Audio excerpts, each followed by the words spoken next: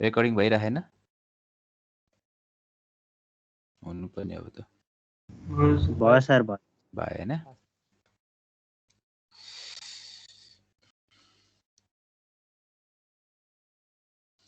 देख्यौ slide hello slide देखाएको छ होइन भनेपछि त ऐगो लेख्यौ अनि त्यस पछाडि यहाँ अर्को एउटा रिचर्डसन इक्वेसन भन्ने छ यो लेख त यो दुईटा है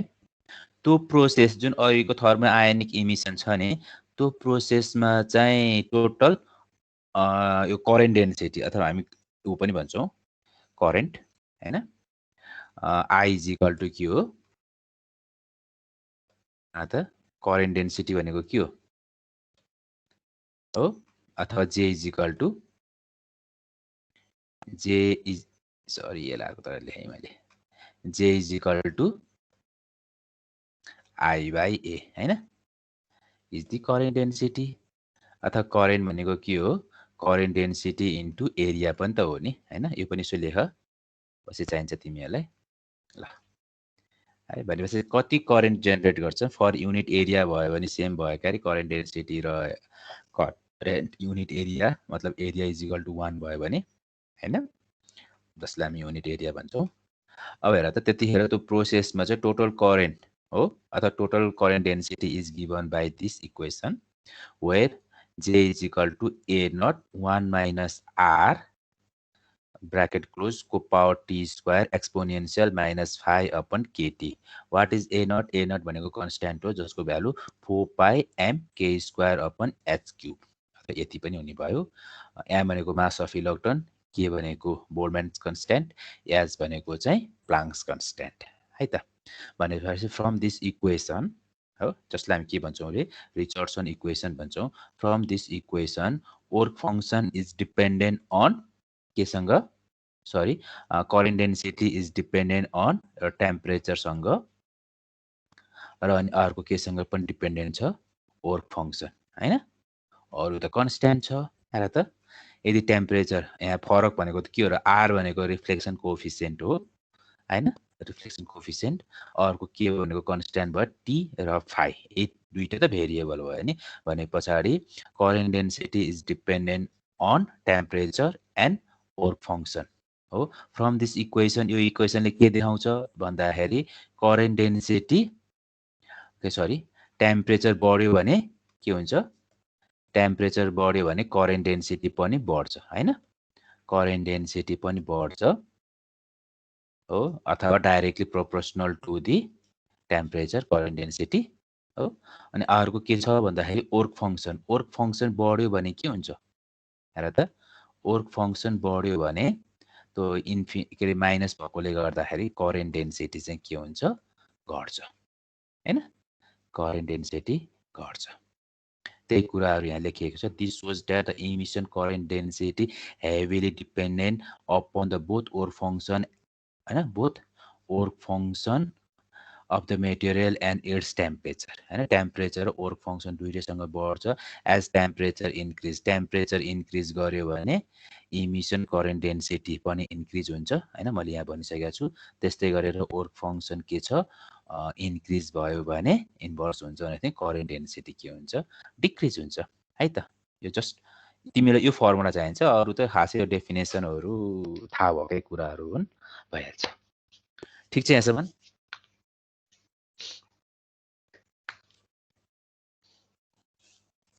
हेलो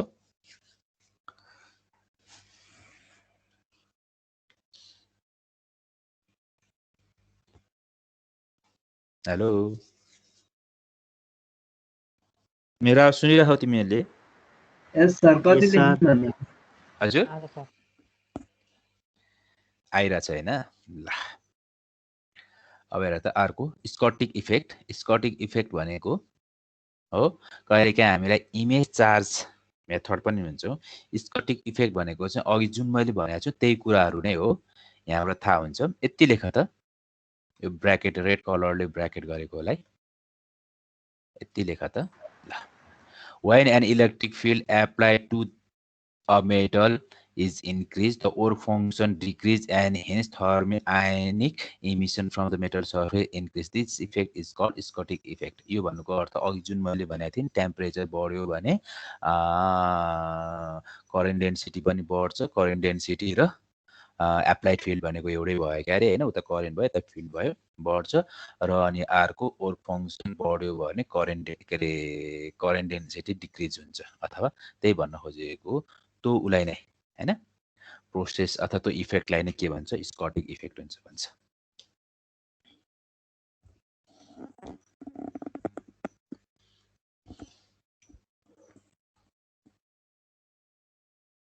यति लेखा त यो मैले ब्र्याकेट क्लोज गरे जति र अनि यो फिगर बनाऊ. त्यसपछि यो फिगर बनाऊ. इमेज चार्ज मेथड भन्छौँ हामी. यो फिगर बनाऊ पहिला बनाऊ अनि त्यसपछि म तिमीहरूलाई भन्छु.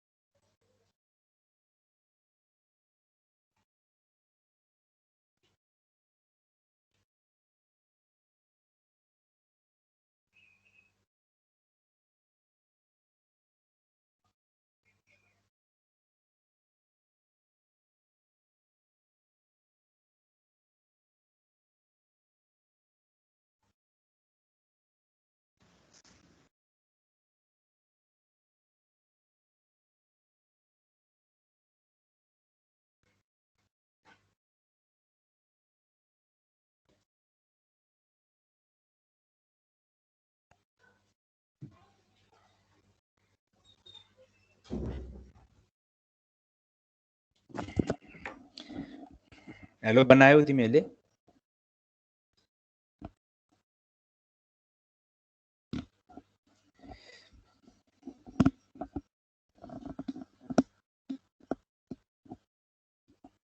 हेलो सर अलिकति बाँकी छ. ल अरु लेख्नु परेन है.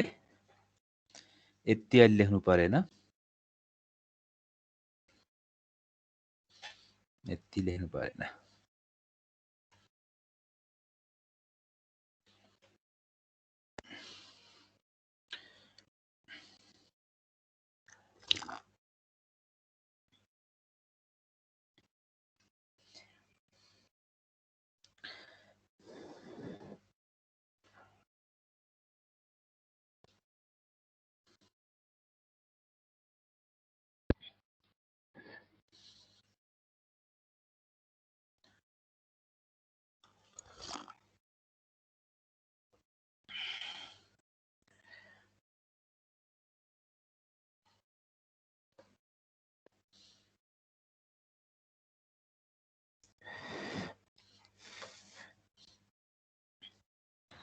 सकिए सर मेरो.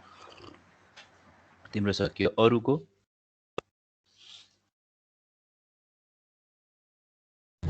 सर तलको म्याथमेटिक्स नि सार्ने. पहिला म भन्छु अनि सारो होला है. हस् सक्यो? त्यति सक्यो सर माथि. ल एकैछिन है म गर्छु.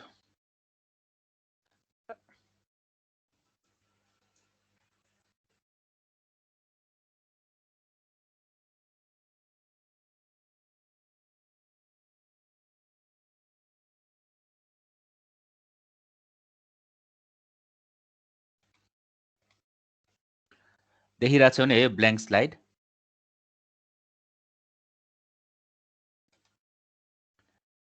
हेलो यस सर. ब्ल्याङ्क स्लाइड देखिरहेको छौ हैन? यस सर. यसमा चाहिँ के हुन्छ भन्दाखेरि म एकैछिन है म बुझाउँछु अनि त्यसपछि तिमीहरू गर. हेर त जस्तो कि यो मेटल सर्फेस भयो हो. यो मेटल सर्फेस छ मानिलियो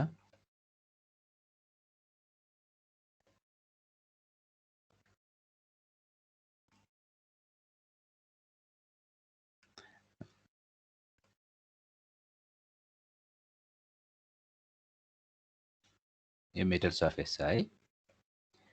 मानिलियो हो यहाँ चाहिँ के छ फ्री इलेक्ट्रोन्सहरु छन् मान हो फ्री इलेक्ट्रोन्सहरु छन् मान हो ल फ्री इलेक्ट्रोन्सहरु छ मान यसरी हो नम्बर अफ फ्री इलेक्ट्रोन छ मान फ्री इलेक्ट्रोन्सहरु छन् मान अघि हामीले के भनेको थियौं भन्दाखेरि total potential energy to eject the electrons from the work function हो भनेर कति छ टोटल पोटेन्शियल एनर्जी यदि p x थियो भने हो के लेखेको थियौ याद छ total potential energy px is equal to हो यसो साइडमा कतै लेख्दा हुन्छ है तिमीले ef Fermi energy plus phi छ हैन प्लस फाइ छ ठीक छ अब चाहिँ के हुने भयो भन्दाखेरि एक्चुअली हामी यो थर्मिक आयोनिक इमिसन यसमा चाहिँ यो दुईटा मात्र हैन कि अरु एनर्जीहरु अरु पोटेन्शियल एनर्जीहरु पनि एपियर हुन्छ भन्छ है त जस्तो यो के छ भन्दाखेरि हेर त यो इलेक्ट्रोन्स त ठ्याक्क कहिलेकाहीँ ठ्याक्क उमा नपर्न सक्छ नि त लेयरमै नहुन सक्छ नि हैन भन त लेयरमै नभए पछाडी कहिलेकाहीँ यो त के हुन्छ थोरै बाहिर हुन सक्छ लेयर भन्दा बाहिर हो यो एउटा इलेक्ट्रोन्स थोरै बाहिर हुन सक्छ हो भने यसलाई चाहिँ हामी के गर्छौं भन्दाखेरि इमेज चार्ज मेथड थ्रु चाहिँ ट्रिट गर्छौं इमेज चार्ज मेथड भनेको कस्तो भन्दाखेरि जुन यो मेटल सर्फेसबाट जति यो बाहिर छ यो इलेक्ट्रोन जति बाहिर छ त्यति नै इमेज त्यति नै सेम डिस्टेन्समा चाहिँ तल हुन्छ भन्छ इमेज चार्ज मेथडले चाहिँ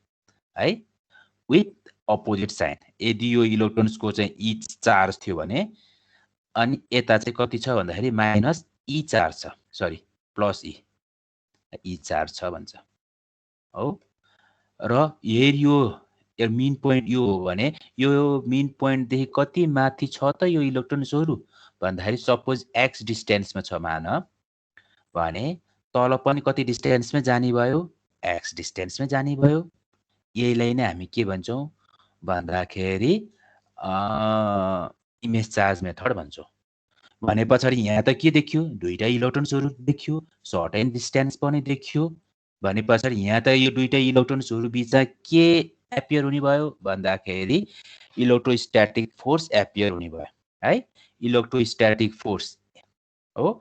F भन इलेक्ट्रोस्टैटिक फोर्स अथवा Fx पनि लेख्न सक्छौ है गिवन बाइ कोलुम्स ल है कोलुम्स लले देखा पर्ने भयो ठीक छ गिवन बाइ कोलुम्स ल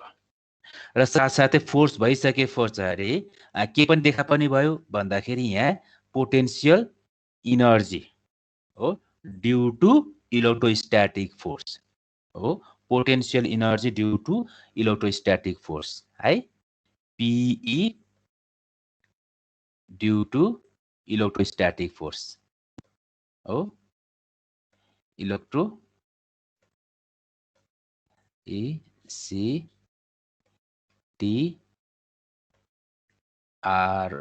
इलेक्ट्रोस्टैटिक फोर्स है इलेक्ट्रोस्टैटिक यति मात्र लेखे मैले इलेक्ट्रोस्टैटिक फोर्स हो व्हाट इज इलेक्ट्रोस्टैटिक फोर्स भन्दाखेरि जुन अघि हामीले देखाएको थियौ कोलुम्स ल हो त्योबाट आउँछ र कति त्यसले कति त्यो फोर्सले कति पोटेन्शियल एनर्जी जेनेरेट गर्छ भन्दाखेरि त्यहाँ छ अहिले म देखाउँला यो एउटा फोर्स यो हुने भयो हैन इलेक्ट्रोस्टैटिक फोर्सले गर्दाखेरि अनि अर्को ड्यू टु दि अर्को पनि फेरि फिल्ड आउँछ इलेक्ट्रिक फिल्ड भन्छौं जसलाई हामी EF हैन E हो सरी EE भन्छौं र साथसाथै यदि त्यहाँ डिस्टेन्स हो लाई मल्टिप्लिकेसन गरिदिनु हो भने यो पनि अर्को एउटा पोटेन्शियल एनर्जी हुन आउँछ है यो पनि पोटेन्शियल एनर्जी यो चाहिँ ड्यू टु केले गर्दाखेरि इलेक्ट्रिक फिल्ड हो electric field due to electric field है त यो इलेक्ट्रोस्टैटिक फोर्सले गर्दाखेरि आयो एउटा पोटेन्सियल इनर्जी, अर्को पोटेन्सियल इनर्जी चाहिँ केले गर्दाखेरि आयो भन्दाखेरि due to due to electric फिल्डले गर्दाखेरि आयो भने पछाडि यहाँ अब टोटल पोटेन्सियल इनर्जी यो इलेक्ट्रोन्सलाई बाहिर फाल्नको लागि कति हुने भयो त भन्दाखेरि यति मात्रैले नहुने भयो है। के पनि चाहियो भन्दाखेरि अर्को इनर्जी पनि चाहियो, यसले गर्दाखेरि हो पिई मान यसलाई, अथवा सर्टेन के मान पिई अथवा भिएक्स नै मान, सरी है ठिकै छ भइहाल्यो, इएक्स मान, अनि अर्को पनि यो फोर्स आउने भयो जसलाई हामी पी हो एफ मान हो फिल्डले गर्दाखेरि एक्स, यो लेख त किन भयो ल, इक्वेसन 1 भनेर मान त्यसलाई। बुझ्यो यहाँसम्म?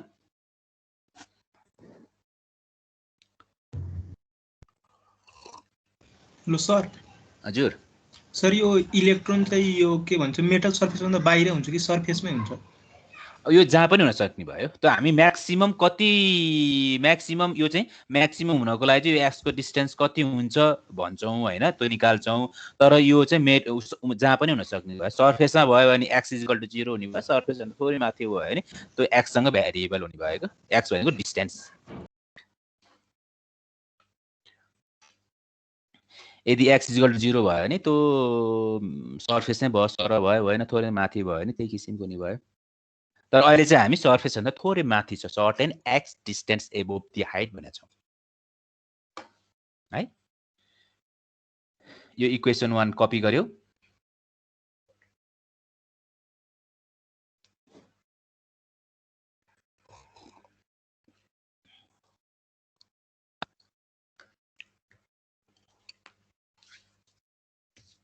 कपी गर्यो होला हैन?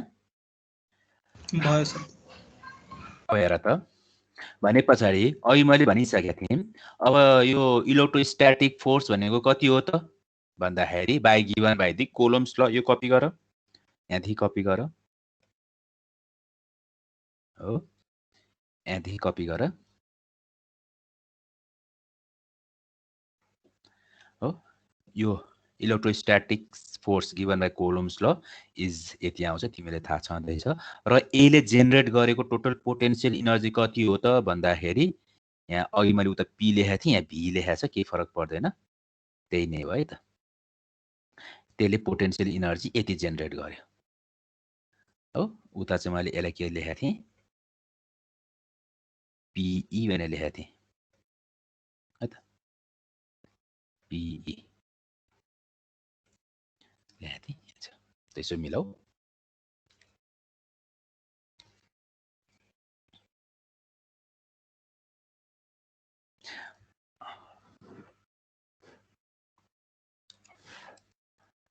यो माइनस आइसकेको छ, मैले उता माइनस अलरेडी लेखिसकेको छु, त्यो माइनस एउटा मात्रै माइनस हुन्छ है, यो चाहिँ नेगेटिभ हुन्छ भनेर यसले अलरेडी भनिदिइसकेको छ कि। त्यो पिई चाहिँ मैले उता डाइरेक्टली घटाइदिएको छु।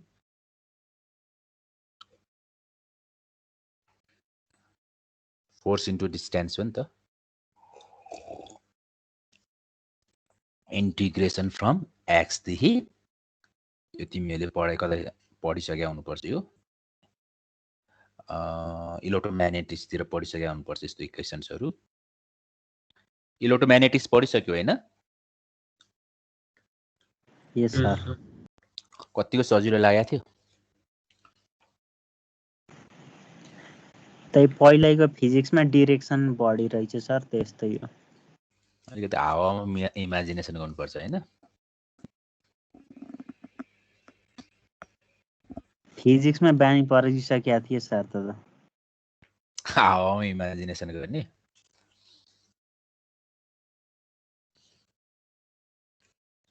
हाम्रो उमा पनि त्यही हो है, फेरि याद गर, हाम्रो इलेक्ट्रिकल इन्जिनियरिङमा पनि, हाम्रो इलेक्ट्रिकल इन्जिनियरिङ भने पनि एक किसिमको हावामै इमेजिनेसन गर्ने हो। कसरी थाहा छ?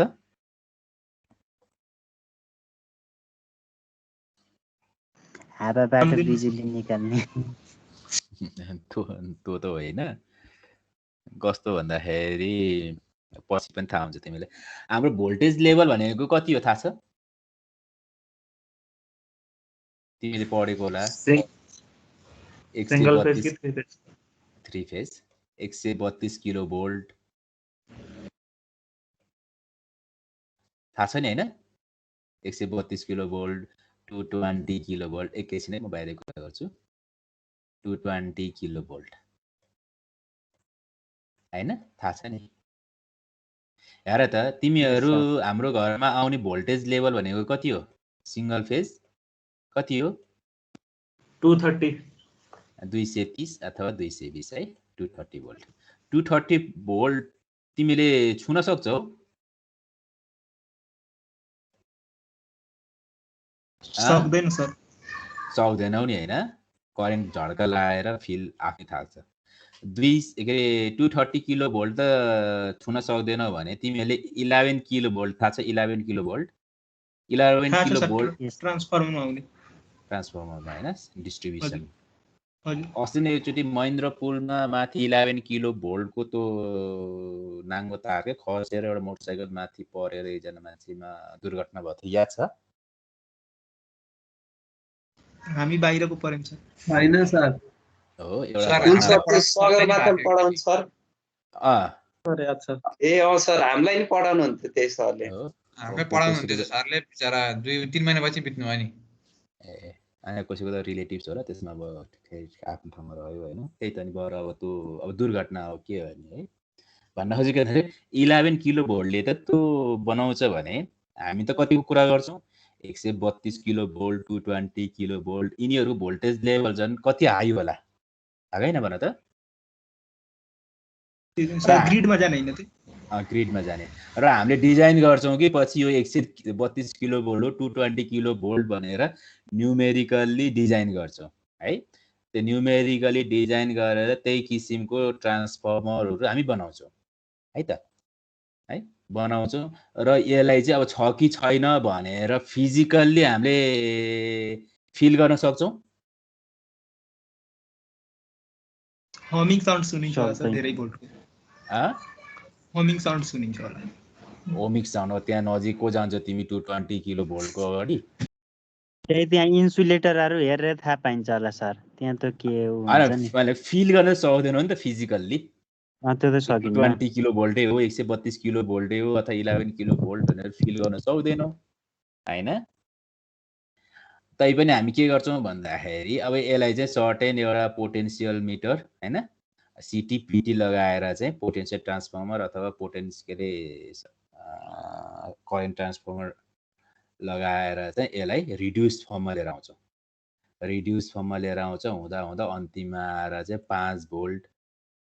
अथवा हैन 12 भोल्ट अथवा सर्टेन रिड्युस फर्ममा लिएर आउँछौँ हैन। आए पछाडि चाहिँ 5 भोल्ट आयो भने यो 220 हो रे अथवा 5 भोल्ट आयो भने यो 132 किलो भोल्ट हो रे भनेर भन्छौँ। यो हामी सबै केसँग डिपेन्डेन्ट छौँ? इक्विपमेन्टसँग हैन। अब इक्विपमेन्ट कस्तो खालको छ बजारमा तिमीहरूलाई थाहा छँदैछ। र हामीले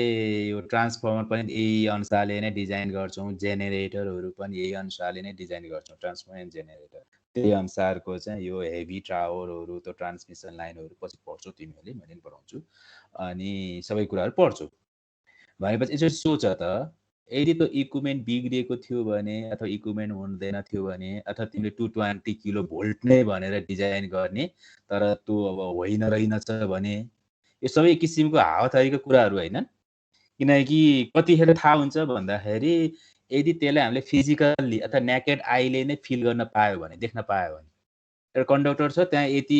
एम्पियरको करेन्ट बगिरहेछ भन्छौ, थाहा हुन्न देखिँदैन, मेजरमेन्ट गर्छौ अनि बल्ल ए थाहा रहेछ भन्छौ। त्यो के थर्ड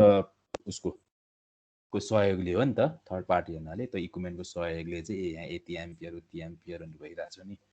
र फेरि के हुन्छ भन्दाखेरि एक्चुअली त्यो भइ नै राखे पनि हुन्छ हैन र, भइ नै राखे पनि हुन्छ। जस्तो कि तिमीहरूले अब त्यही इलेक्ट्रिकल इक्विपमेन्ट जुन सिटी पिटीहरूको कुरा गर्यो अथवा अरू मेजरिङको डिभाइसहरूको कुरा गर्यो त्यसलाई छोडेर एकचोटि अरू जुन तिमीहरूले घरायसी युज गर्ने इक्विपमेन्टहरूलाई फिल गर त तिनीहरू सबै रिलायबल हुन्छन्, ठिक हुन्छन्? हैन तिमीहरूले इभन आइरन किन्न गयो हिटिङ जग किन्न गयो ल्यापटप कम्प्युटर केही किन्न गयो भने के गर्छौ यो कम्पनीको यस्तो छ त्यो कम्पनीको त्यस्तो छ त्यो कम्पनीको यस्तो छ यो कम्पनीको यस्तो छ भन्छौ नि तर नर्मली हामी इलेक्ट्रिकलको लागि त भन्दैनौँ हैन यता यदि गलत हो भने यता पनि त गलत हुन सक्छ नि त मतलब त्यो रिलायबिलिटीमा चाहिँ फरक पर्न सक्छ नि त तर पनि के गर्छ भन्दाखेरि त्यही नै ठिक छ त्यही नै हो भनेर नै काम गरिरहेको हुन्छौँ र एक्चुअली फेरि भएको पनि हुन्छ त्यहाँ 220 किलो भोल्ट भनेपछि त्यहाँ 220 किलो भोल्टले 10-5 भोल्ट तलमाथि हुन सक्छ 5% तलमाथि हुन सक्छ तर एक्चुअली चाहिँ त्यही रेन्जमा चाहिँ भएको पनि हुन सक्छ भने पछाडि जति अब फिजिक्सहरूले के अरे सिभिल इन्जिनियर अथवा अरू इन्जिनियरहरूले जसरी उनीहरूले फिजिकली फिल गर्छ नि आफ्नो फिल्डमा हामी चाहिँ के भन्दा त फिजिकली फिल गर्दैनौँ जस्ट इमेजिनेसन गर्छौँ त्यही अनुसारले डिजाइन गर्छौँ र त्यो डिजाइन फेरि जे हामीले फिल गरिरहेछ जे इमेजिनेसन गरिरहेछौँ त्यही अनुसारको भएको पनि हुन्छ तर हामीले चाहिँ के गर्दैनौँ फिल गर्दैनौँ जस्तै धेरै करेन्ट भयो के अरे धेरै करेन्ट बग्नेमा चाहिँ धेरै तार राख्नुपर्छ भन्ने के अरे ठुलो मोटो तार राख्नुपर्छ भन्ने हुन्छ कति करेन्ट बग्छ त भन्दाखेरि त फिल हुँदैन तर हुन्छ फेरि त्यति नै भनेपछि अलिकति यस्तै यस्तै कुराहरू छन् भन्नु खोजेको मैले ठिक छ भयो यहाँसम्म हेलो भयो सर त्यसो भयो हैन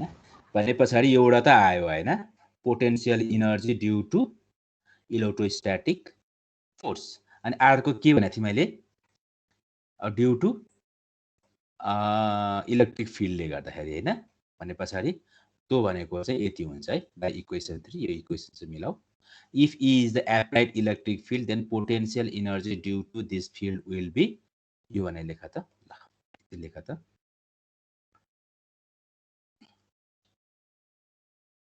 हो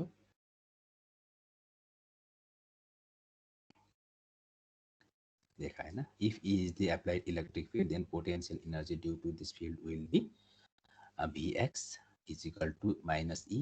Ex है त भने पछाडि जुन सुरुमा मैले इक्वेसन 1 लेखेको थिएँ यहाँ p मात्रै लेखेको थिएँ र p ब्र्याकेट x लेखेको थिएँ होला के फरक परेन त्यो भनेको अब टोटल इनर्जी कति हुने भयो त भन्दाखेरि यति हैन हेर त टोटल इनर्जी भनेको मिलाऊ यसलाई टोटल पोटेन्शियल इनर्जी px लेखेको थिएँ होला मैले इज इक्वल टु फिल्ड के अरे Fermi energy plus work function minus हैन this energy pe minus this energy हैन pf भनेर लेखेको थिएँ होला ठिक छ यहाँसम्म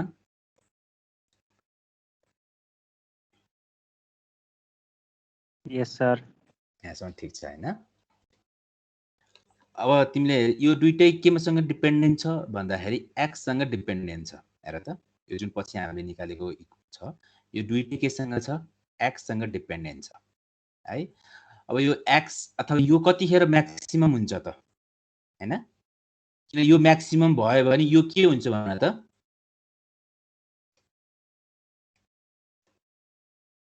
यदि यो म्याक्सिमम भयो भने यो इनर्जी म्याक्सिमम भयो भने ब्र्याकेट गरेको इनर्जीहरु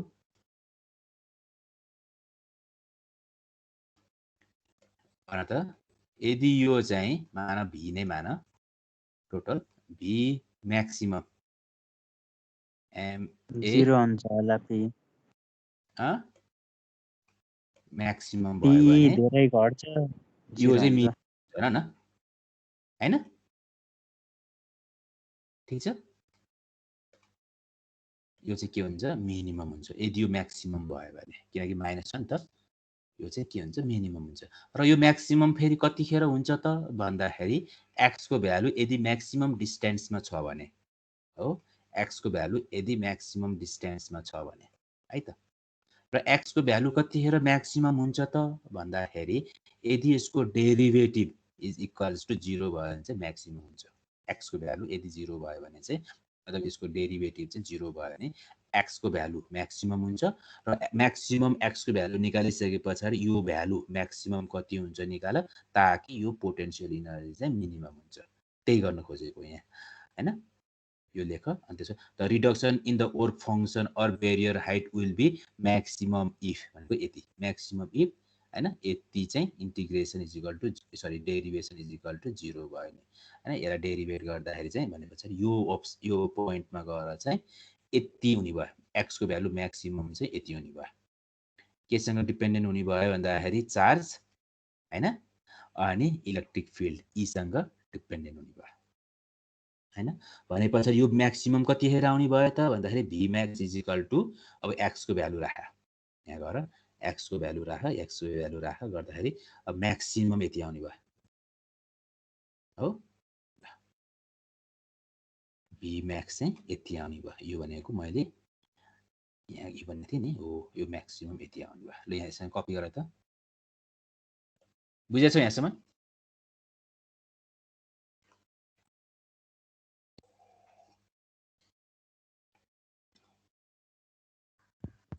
सर कुन कपी गर्ने हो हजुर कुन कपी गर्ने हो बुझिन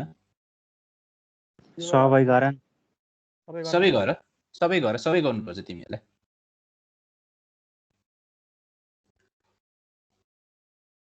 कहिलेकाहीँ यो डेरिभेसन नै 10 मार्क्समा सोधिदिन्छ कि सोधिरहेछ एक दुई चोटि बिचमा त म्याथमेटिक्स मात्रै हो यो मेन बुझ्नुपर्ने यही हो हैन यो x को भ्यालु म्याक्सिमम यो किन माइनस भयो हैन यो अघि पनि अलि यो x को भ्यालु यो म्याक्सिमम हुनकोले x को भ्यालु म्याक्सिमम हुनुपर्छ x को भ्यालु म्याक्सिमम कतिखेर हुन्छ भन्दा यो कन्डिसन सेटिस्फाइड गर्नु पर्यो यो कन्डिसन सेटिस्फाइड गर्दाखेरि x को भ्यालु यति आयो भने पछाडी अब x को भ्यालु म्याक्सिमम आइसके पछाडी फेरि यही इक्वेसनमा ल राख्दै पछाडी v max आयो यो v max आउने साथ के हुने भयो भन्दाखेरि हामीलाई रिक्वायर्ड पोटेन्शियल इन मिनिमम हुने पनि भयो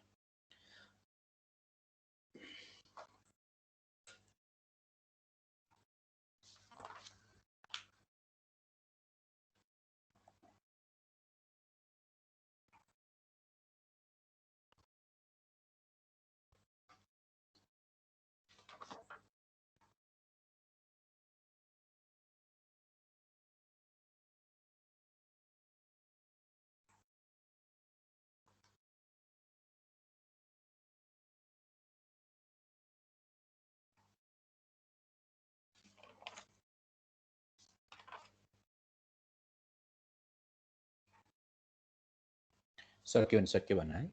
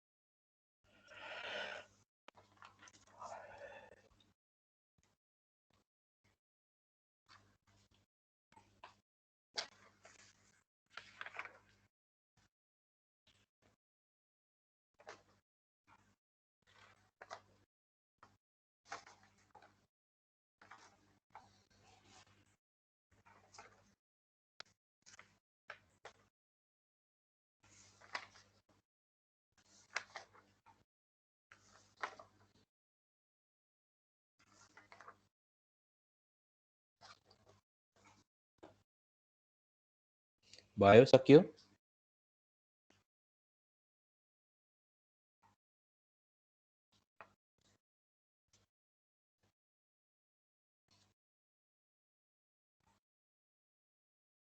हेलो अझै अलि बाँकी छ। ल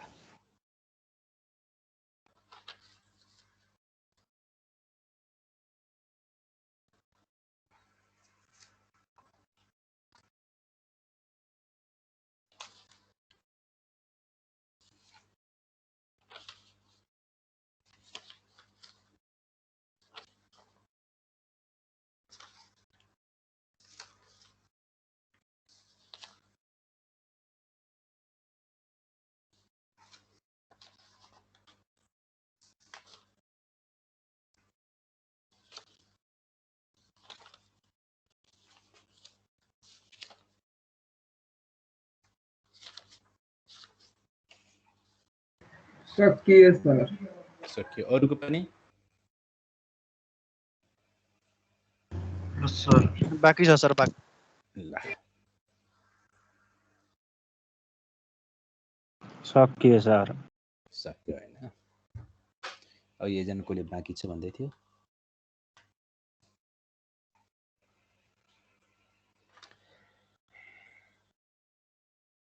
ल म अर्को स्लाइडमा गएँ है त सायद सबैले सक्यो होला। अब हेर त here Vmax is the maximum reduction in potential barrier well therefore effective work function भने त्यसले इफेक्टिभ वर्क फंक्सन अथवा हैन। ल यो गर त अब यहाँ देखि गर यहाँ देखि यति मात्रै गरे भयो। सरी यति गर बुझिहाल्छु। therefore effective work function is equal to यो अथवा अघि जुन मैले भने नि PE मिनिमम भनेर त्यो पनि लेख्न सक्छु है। यहाँ लेखेको छैन त्यो पनि लेख्न सक्छु। अरु एक्ज्याक्टली भइहाल्यो। अघिको वर्क फंक्सनमा चाहिँ पहिला जुन थियो नि करेन्ट डेन्सिटी निकाल्दाखेरि phi मात्रै थियो नि अब phi इफेक्टिभ हुने भयो हैन। व्हाट इज phi इफेक्टिभ भन्दाखेरि चाहिँ हेर त phi इफेक्टिभ भनेको चाहिँ यति रहेछ हो।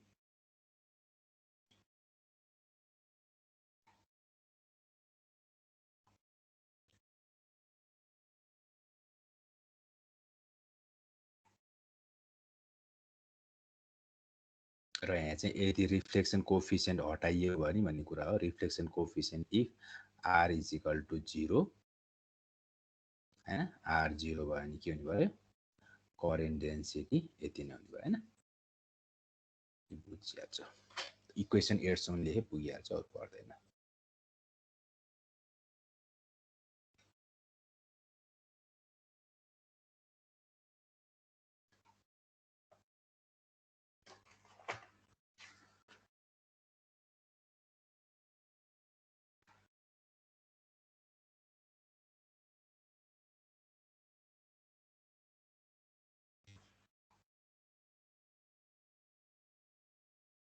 अथवा यहाँ एउटा इक्वेसन नि लेखा त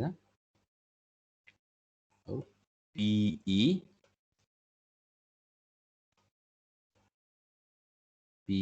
मिनिमम है मैले भन्थे MIN कहिलेकाहीँ यो फर्ममा सोध्यो भने गाह्रो हुन्छ फेरि तिमीहरूलाई। PE minimum is equal to हो EF हो प्लस phi इफेक्टिभ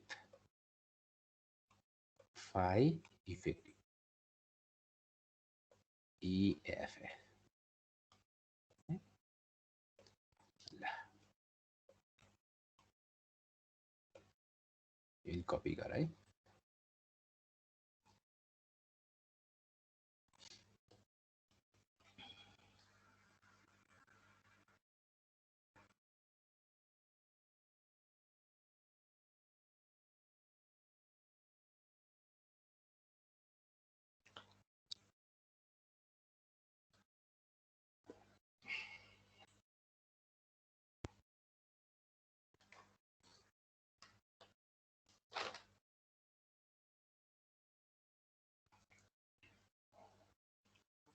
ठीक छ सक्यौ यहाँसम्म। सर यो के लेख्नु भएको PE minimum is equal to E अनि त्यो के हो F फर्मिक इनर्जी ए EF plus phi effective EFF equation 8 सम्म मलाई इक्वेसन 8 हैन कहिलेकाहीँ यो पनि लेख है कहिलेकाहीँ मिनिमम इनर्जी कति हुन्छ भन्दाखेरि सोधिन्छ कि ल्याङ्ग्वेज चेन्ज गरेर त्यतिखेर चाहिँ यो हुन्छ भन्छ हुनुपर्छ भनेर यो एक्सप्रेसन गर्ने कि where E effective is given by this equation 7 है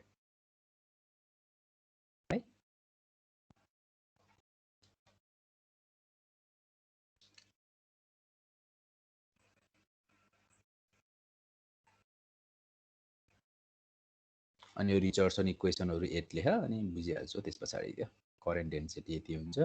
R यदि 0 भएको खण्डमा यो आको हो खासै इम्पोर्टेन्ट भएन किनकि त्यो न्यूमेरिकल गर्दाखेरि तिमीलाई त्यसै ल्याङ्ग्वेजै दिन्छ रिफ्लेक्टिभ हैन कोएफिसिएन्ट R = 0 भन्ने छ त यसमै 0 राखिदिन्छ त आइगयो त भयो यसमन सर लास्ट स्टेप ल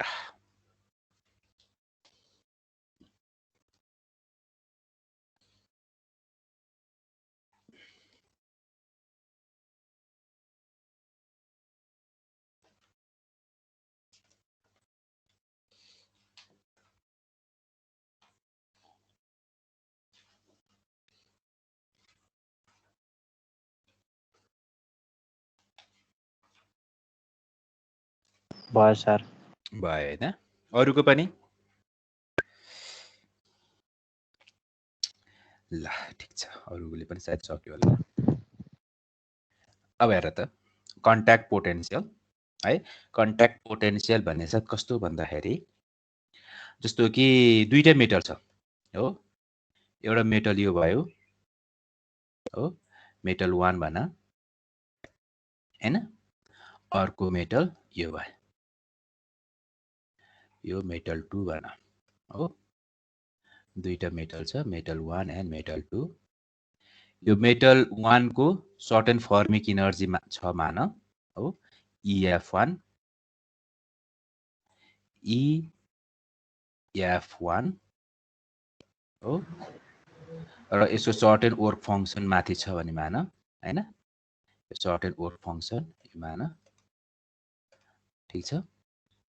यो सर्टेन वर्क फंक्सन यति मान यसलाई चाहिँ कति छ phi 1 मान ठीक छ मेटल 1 सिमिलरली मेटल 2 भयो मेटल 2 को पनि अब अर्को मेटल भएपछि त्यसको फर्मिक इनर्जी फरक हुन सक्छ है त बढ्न धेरै हुन पनि सक्छ थोरै हुन पनि सक्छ तर त्यहीसँग त्यही मेटल भन्दा फरक हुन सक्छ अर्को मेटलको फर्मिक इनर्जी जसलाई EF2 भनेर मान त्यस्तै गरेर त्यो मेटलको वर्क फंक्सन पनि यहाँसम्म छ मान यो फर्मिक इनर्जी भयो हैन यहाँसम्म यति फर्मिक इनर्जी भयो हो त्यो मेटलको वर्क फंक्सन phi 2 पनि फरक हुन सक्छ है त फरक हुन सक्छ भनेपछि हामीले के गरेका छौं भन्दाखेरि दुईटा मेटल एज्युम गरेका छौं मेटल 1 एन्ड मेटल 2 हो मेटल 1 को वर्क मेटल 1 को फर्मिक इनर्जी लेभल EF1 छ एज्युम गरेका छौं त्यस्तै गरेर त्यसको वर्क फंक्सन phi 1 छ मानेका छौं त्यस्तै गरेर मेटल 2 को फर्मिक इनर्जी लेभल EF2 छ मानेका छौं त्यस्तै गरेर त्यसको वर्क फंक्सन कति छ phi 2 भनेर मानेका छौं यो दुईटा मेटल यदि एकै ठाउँमा ल्याइदिनु हो भने के हुन्छ त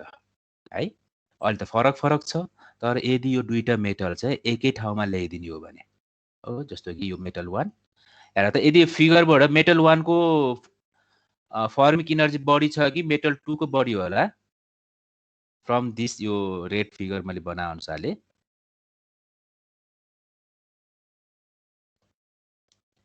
भन त हेलो 1 को बढी होला 1 को बढी छ हैन 1 को हाइट बढी छ त्यसले गर्दाखेरि बढी छ भने मान फेरि त्यो वेटसँग नजाऊ अहिले बुझाउनको लागि मात्रै हो हाइट बढी छ अहिले 1 को त्यसले गर्दाखेरि मेटल 1 को फर्मिक इनर्जी बढी छ मेटल 2 को थोरै छ हैन यो एक्जाम्पल यो फिगर अनुसारले तर यदि यो दुईटा मेटल यदि एकै ठाउँमा ल्याइदिनु हो भने के हुन्छ त है कन्ट्याक्टमा लिएर आउने हो भने भन्दाखेरि चाहिँ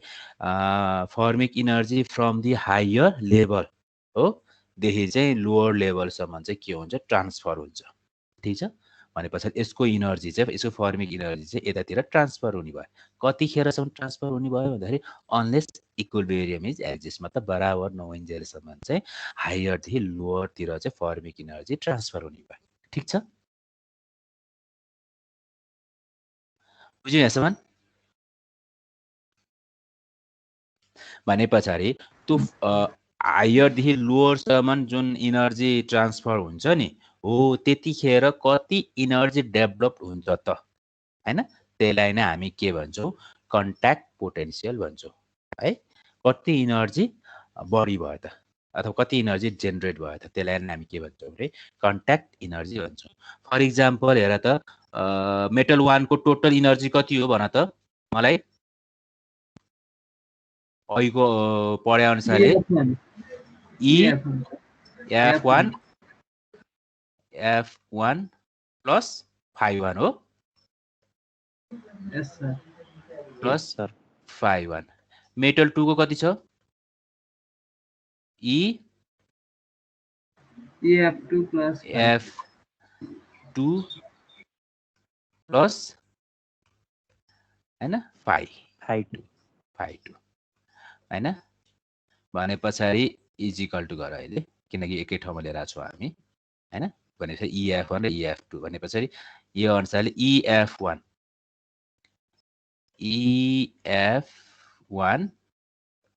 माइनस EF2 है। EF2 इज इक्वल टु कति हुने भयो भन्दाखेरि phi2 minus phi1, phi2 minus phi1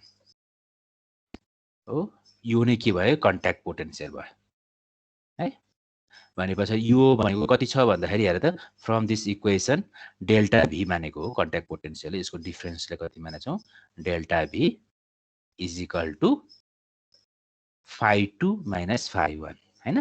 अनि इन्टु ई गर्दाखेरि चाहिँ जुलमा आउँछ। यो चाहिँ सरी इलेक्ट्रोन भोल्टमा आउँछ। यो चाहिँ इलेक्ट्रोन भोल्टमा आउँछ यसको युनिट हैन? यो ईले चार्जले मल्टिप्लाई गरिदिने हो भने र यसको युनिट चाहिँ केमा आउँछ? जुलमा आउँछ है त। ल भनेपछि तिमीहरूले यति मात्रै कपी गर त, अरू यही छ, म आज अपलोड गरिदिन्छु यो सबै स्लाइडहरू। ल यति कपी गर त, अथवा यो कपी गरे पनि भयो, मैले भने त्यति बुझिरहेको छु भने कपी गरिरहेको छु भने।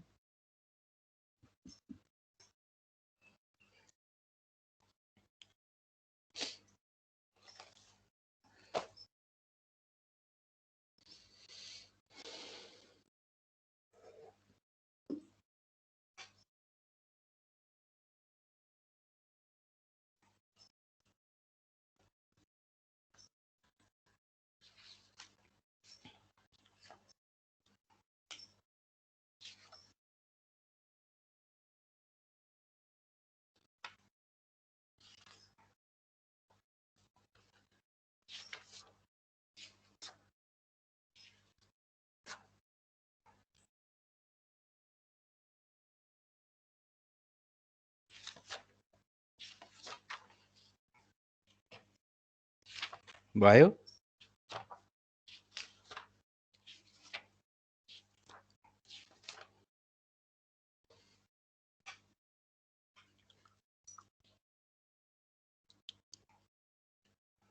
यस सर। अरूको पनि?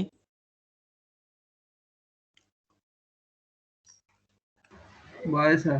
भयो हैन? सर एकछिन है। ल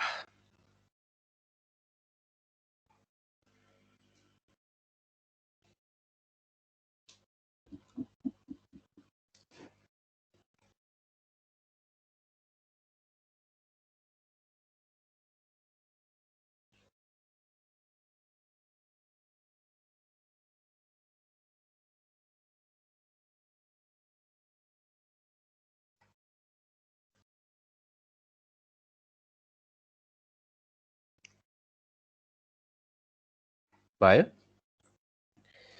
ल अब हामी न्युमेरिकल गर्छौँ है। आज अलिकति चाहिँ न्युमेरिकल गर्छौँ। न्युमेरिकल म तिमीलाई डिक्टेट गर्छु है,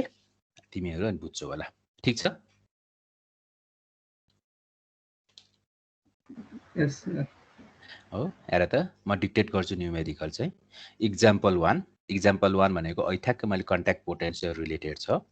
है what should be the work function of one of the metal if the contact potential is 0.2 electron volt and work function of other metal is 6.5 भनेपछि यहाँ के दिएको छ भन्दाखेरि electron volt del E del B दिएको छ हो ई del be कति छ 0.2 इलेक्ट्रोन भोल्ट छ हैन 0.2 इलेक्ट्रोन भोल्ट छ ईबी अनि दुईटा मेटल छ एउटा phi1 मेटल छ वर्क फंक्सन अर्को phi2 छ हो phi2 छ भनेपछि यो दुईटा मेटल मध्ये कुनै एउटाको दिएको छ हो जस्तो कि phi1 को दिएको छ मान 6.5 भने phi2 इक्वल टु कति हो पत्ता लगाउने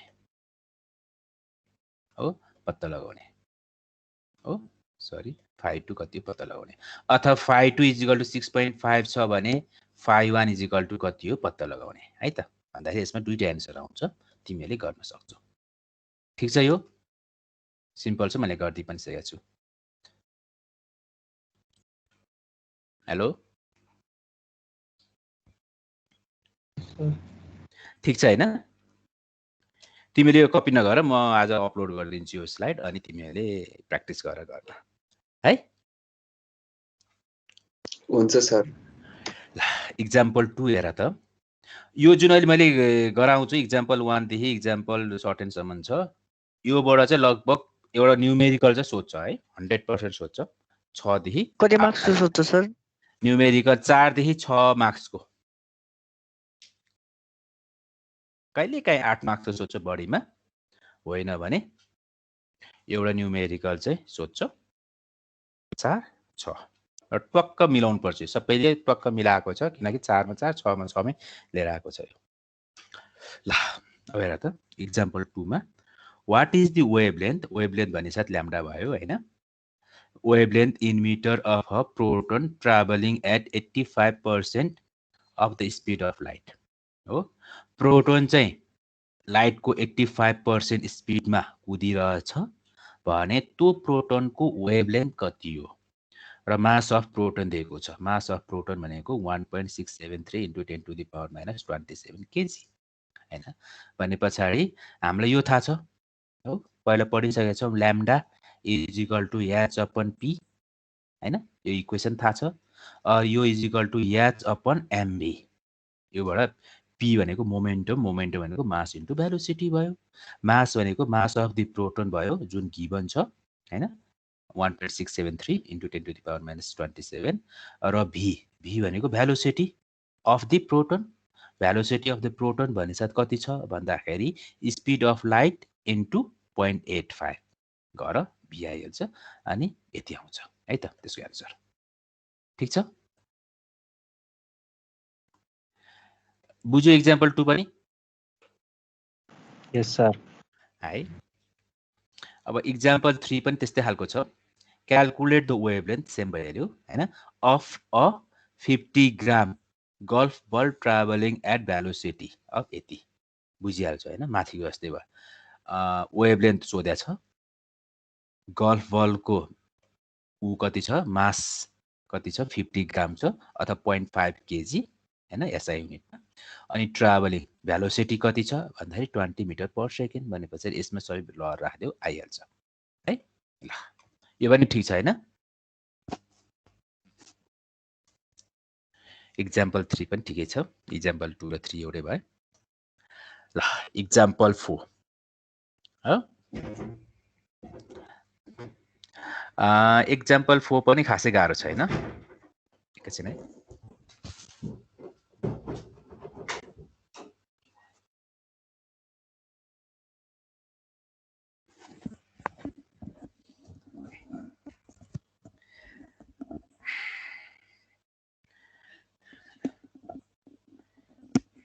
हेलो सुनिराख मलाई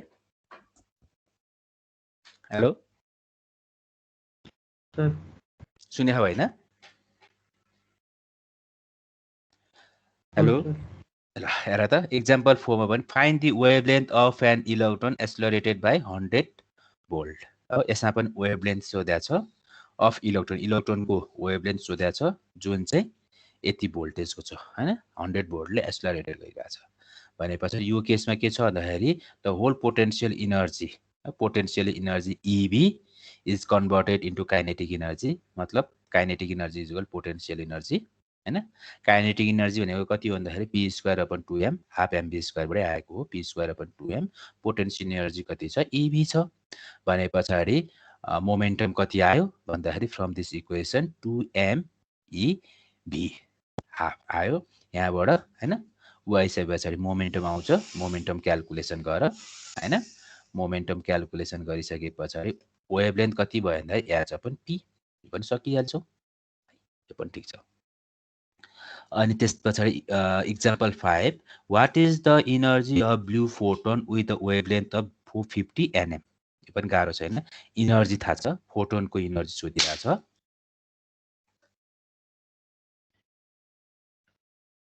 ब्लू फोटोनको एनर्जी सोधिरहेछ जसको वेभलेन्थ यति छ भने पछाडी हाम्रो यो इक्वेसन थाहा छ E = hf हैन एक्सपेरिमेन्टल 2 बाट आएको हो E = hf हैन और फ्रिक्वेन्सी f = c/λ c भनेको भेलोसिटी अफ द लाइट हैन भने पछाडी E = चाहिँ राह आइहाल्छ हो यो जुलमा आएको छ जुललाई चाहिँ डिवाइड बाइ 1 इलेक्ट्रोन भोल्ट भनेको पहिला हामी गरिसक्यौं 1.609 * 10⁻⁻19 गर्यो भने चाहिँ 2.75 इलेक्ट्रोन भोल्ट आउँछ सकिहाल्छ यो ठीक छ यसमा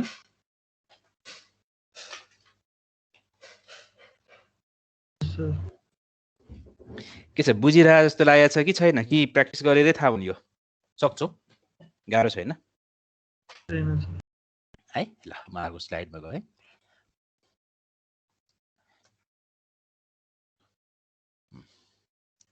एक्जाम्पल 6 पनि खासै गाह्रो छैन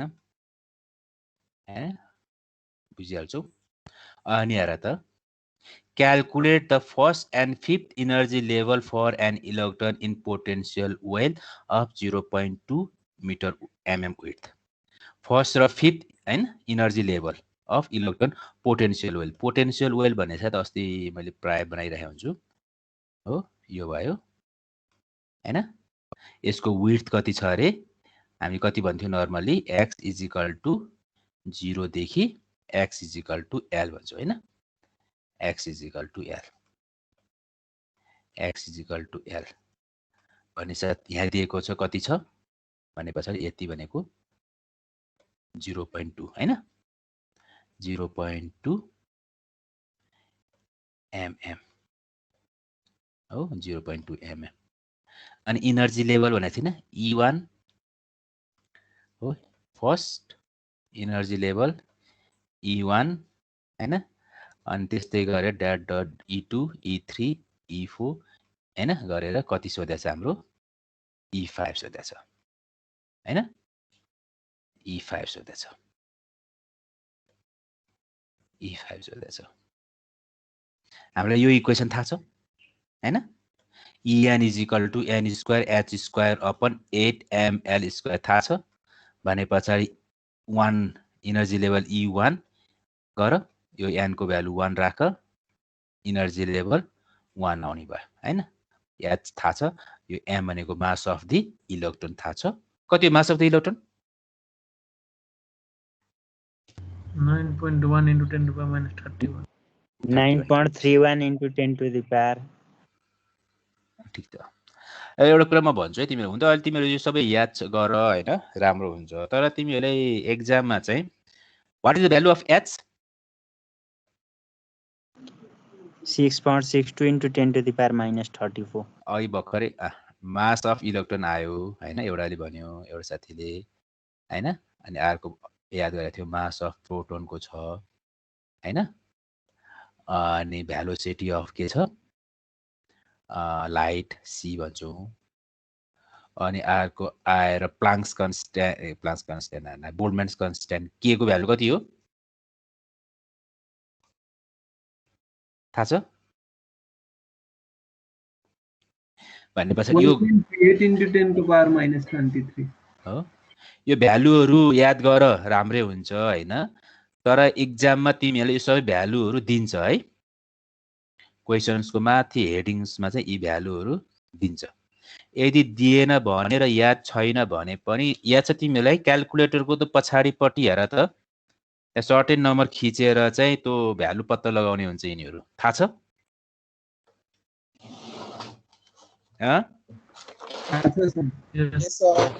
थाहा छ हैन ल ठीक छ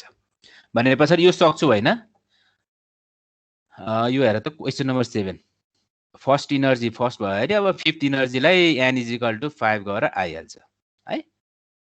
n = 5 गरेर आइहाल्छ ल अनि यो पनि त्यही नै भयो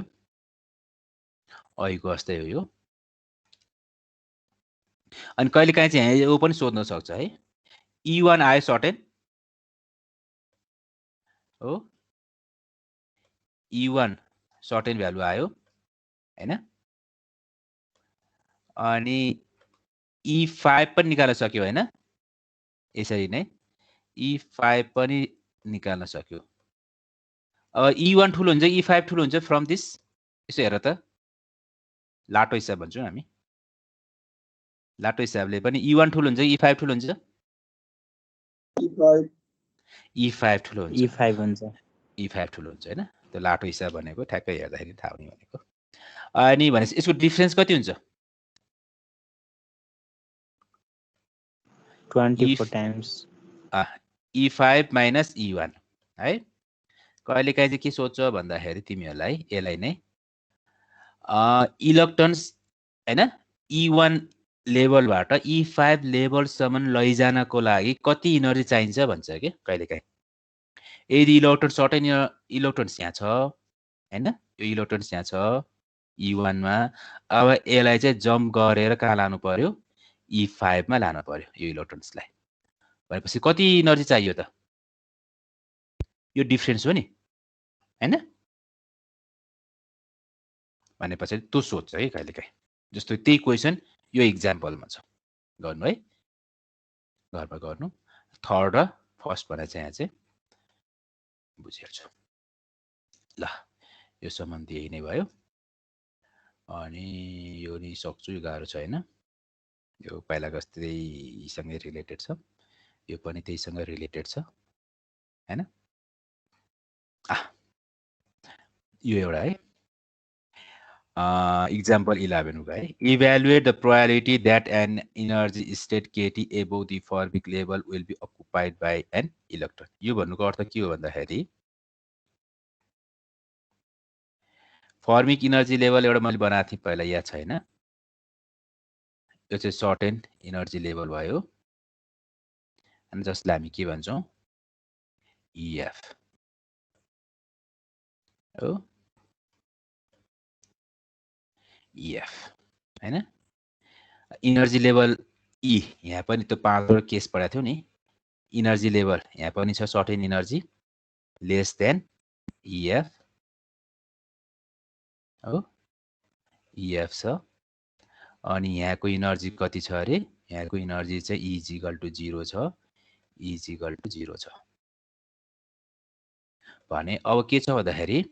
evaluate the probability that an energy भनेपछि इनर्जी स्टेट केटी एबोभ द फर्मिक लेभल भनेपछि यो इनर्जी जुन छ नि हो यो फर्मिक इनर्जी लेभल भन्दा माथि सर्टेन केटी माथि इनर्जी दिइरहेको छ अरे यति यति भनेको कति भयो भन्दाखेरि केटी है केटी हो भनेपछि अब टोटल इनर्जी ई भनेको कति भयो त भन्दाखेरि यहाँसम्मको हो नि त कति छ भन्दाखेरि यो इनर्जी प्लस केटी इनर्जी गर्दाखेरि टोटल E = यति भयो भनेपछि प्रोबेबिलिटी कति छ त प्रोबेबिलिटी भने साथ यो हैन E = यो हालको हाम्रो एउटा उ आ छ हो 1 प्लस एक्सपोनेन्शियल यो थाहा छ हैन E - EF अपन KT भन्ने थाहा छ भनेपछि E को भ्यालु कति छ यति आएको छ भनेपछि कति हुने भयो त यहाँ फाइन्डिङ प्रोबेबिलिटी भन्ने साथ यति आउने भयो र यही केसमा तिमीहरूले कहिलेकाहीँ KT को यो नदिकन कहिलेकाहीँ 2 KT है 2 KT अथवा कहिलेकाहीँ 5 यो जति धेरै भयो उति कम हुँदै जान्छ यो प्रायोरिटी 5 र इभन कहिलेकाहीँ 8 पनि भन्ने गरेको छ एक दुईचोटि आज 8 केटी कति हुन्छ भन्छ त्यो प्रायोरिटी पत्ता लगाउने के ल अनि पछाडि यहाँ चाहिँ कति हुने भयो भन्दाखेरि त्यही अनुसारले चेन्ज हुने भयो पनि है त यो पनि अकर्डिङली टु अरु सेम नै भयो केटी हैन अथवा 5 केटी अथवा जति लेखेको छ त्यति नै अथवा 8 केटी ल यो छ यो हालको एउटा न्युमेरिकल चाहिँ मैले गरिदिएको छु यहाँनिर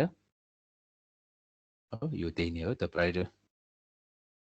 हैन यो 12 मा चाहिँ गर्दै छु 5 केटी भनेर लेखिएको छ त्यही नै हो 5 केटी हुँदाखेरि 1 केटी हुँदाखेरि प्रायोरिटी 2.7 अथवा 27% भयो भने 5 हुँदाखेरि कति छ यो चाहिँ नन प्रायोरिटी हो है प्रायोरिटी 1% भयो हो नन प्रायोरिटी पर्सेन्टेज चाहिँ कति छ 99% हुने प्रायोरिटी 1% नै नहुने सम्भावना चाहिँ कति छ 99% ल यो छ अन्य अरु केही एक्जाम्पल्सहरु मैले यहाँ गरिदिएको छु त्यही किसिमको छ हेर यिनीहरु नि त्यही छ हेर हैन यो नि हेर ल यति छ आजलाई है त ठीक छ बुझिराख्नु सर ल यो म स्लाइड अहिले स्लाइड अपलोड गरिदिन्छु हामी सन अर्को फ्राइडेबाट चाहिँ नेक्स्टमा जान्छौँ है र एक्जाम्पलहरु यो गरिराख तिमीले ल लिभ गरौँ मैले अहिले हुन्छ सर